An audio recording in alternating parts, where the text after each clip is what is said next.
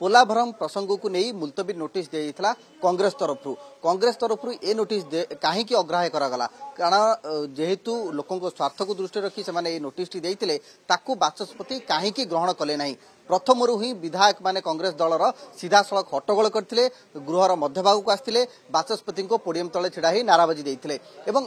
समर्थन परवर्ती पर्यायर बीजेडी करिछि जे लोकों स्वार्थ को दृष्टि रखी ए प्रसंग को आलोचना करा कहीं आलोचना करागला नहीं एवं जिते गृह स्वाभाविकता नहीं से समय गृह को कहीं चला जाउछि ए प्रसंग को नहीं जदि दुई दल सीधा सड़क खड्गहस्त होते सरकारी दल घेरिबा को चेष्टा करते बड़ कथा होछि जे अपराह्न 4टा पर्यंत गृह को मुलतवी कर दिया जाइछि। आम सहित कांग्रेस विधायक जानवा चाहबू जे आपण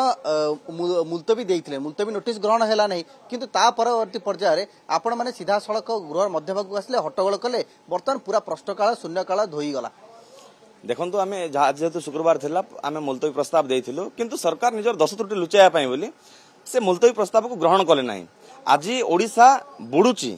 आंध्र हसुची किंतु ए मोहन सरकार डबल इंजिन सरकार चुप बसची तेणु प्रश्न उठुची ए आदिवासी मुख्यमंत्री से कहीं आदिवासी मान स्वार्थ बोली आज चुप बसचंती। आज मालकानगिरी अंचल पाखापाखि 150 गाँ बुड़ी जावा परिस्थिति अच्छी तेणु निजे जने आदिवासी मुख्यमंत्री है ओडिशा भितर गोटे दुर्गम अंचल आदिवासी मान स्वार्थ को केमती चिंता कर पारु नाहांती। आज ए ओडिशार स्वार्थर विषय पड़ी आज ओडिशार सम्मान कथा पड़ी किंतु मोहन सरकार चुप बसची। केंद्र सरकार आपाई बोली निहाती भाव में जो पर्यंत मालकानगिरी अंचल से मोटू अंचल समस्त को न्याय मिल ना से न्याय किसी व्यवस्था करा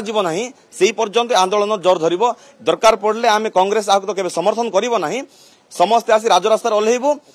अखचक बंद हम आसंता दिन में लड़ई जोर धरिबो। बीजेडी विधायक शारदा जेना आपण स्वर मिले कांग्रेस सहित किंतु कथा होची प्रसंग होची जे बाचस्पति निजे विवृत्ति रखी सारे जे घटनाटी सबजुडिस अच्छी सुप्रीम कोर्ट को विचार दिन अच्छी तेणुक आलोचना कर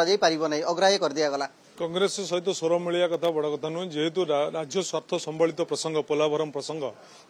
प्रसंग आज जेहेतु शुक्रवार कांग्रेस दलर आज मुलतवी प्रस्ताव दिन थिला एवं मुलतवी प्रस्ताव को बाचस्पति ग्रहण न करिवारु आमे कांग्रेस को नैतिक समर्थन देलु कारण ओडिशार स्वार्थ इथरे जड़ित अछि। आज पोलाभरम प्रकल्प रे आज केंद्र रे मोदी सरकार तार निज सरकार को बंचाइबा पई आंध्र सरकार को अजाचित भाव में अर्थदान करुच्ची जो कि अजाचित भाव में पोलाभरम प्रकल्पर बंधर उच्चता वृद्धि करा जायछि जा फल ओडिशार 50 रु ऊर्ध्व गाँ जलमग्न हम जहाँ विजु जनता दल गोटे फैक्ट फाइंडिंग कमिटी करथिला उक्त कमिटी से अंचल ग्रस्त करने सहित दिल्ली में बर्तमान से कमिटी उपस्थापित तार दाबी की ओडिशार स्वार्थ को उपस्थापित गृह बाहर कार्यक्रम जारी रखिछन किंतु आज सबुठ बड़ कथा होची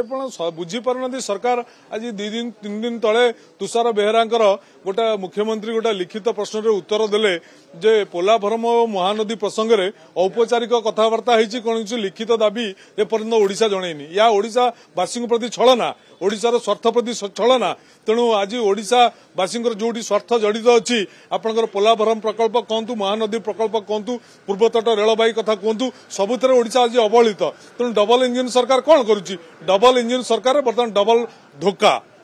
निहाती भाव में आम कांग्रेस प्रतिक्रिया शुणुले बीजेडी प्रतिक्रिया शुणुले जो भाव में शासक दल कहूँ या तुच्छा राजनीति तेज देखिबार कथा होची अपराह्न 4टा जो गृह आसो से स्वाभाविक चलुची कि नहीं।